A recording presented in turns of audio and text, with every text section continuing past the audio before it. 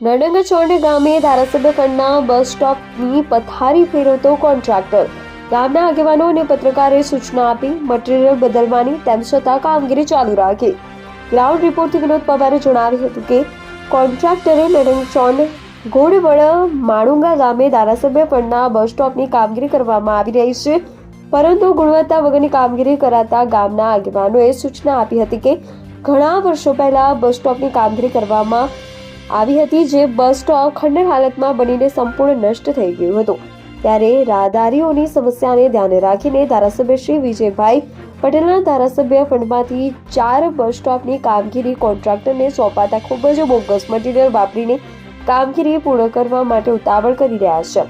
ત્યારે રાહદારીઓનો પ્રશ્નનો હલ થશે કેવી રીતે? કારણ કે અહીં કામગીરીમાં ખૂબ જ ખરાબ મટીરીયલ વાપરવામાં આવી રહ્યું છે, જેનાથી આ બસ સ્ટોપની 2 થી 3 વર્ષમાં પાછું સંપૂર્ણ નષ્ટ થઈ જશે અને જે સમસ્યા થઈ રહી છે તે 2 વર્ષ પછી પાછો એ જ પ્રશ્ન ઊભો થશે.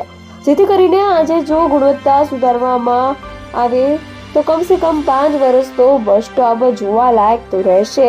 તે તો હવે જોવું રહ્યું કે આ કોન્ટ્રાક્ટરની બોગસ કામગીરી વહીવટી અધિકારીઓ આ કામમાં ભ્રષ્ટાચારને વેગ આપશે કે પછી કામની ગુણવત્તા સુધારશે. Reporter Vinod Pawar, BN news Gujarati, Dang.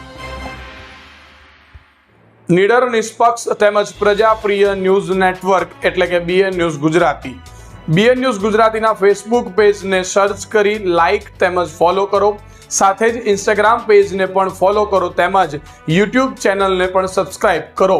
BN news Gujarati search કરતાની સાથે જ તમામ સોશિયલ મીડિયા પ્લેટફોર્મ ઉપર BN ન્યૂઝ ગુજરાતીના ઓફિશિયલ પેજ આપને મળી જશે. તેમજ સમગ્ર ગુજરાતના સમાચારો સાથે BN ન્યૂઝ ગુજરાતીની સાથે રહી અપડેટ રહો.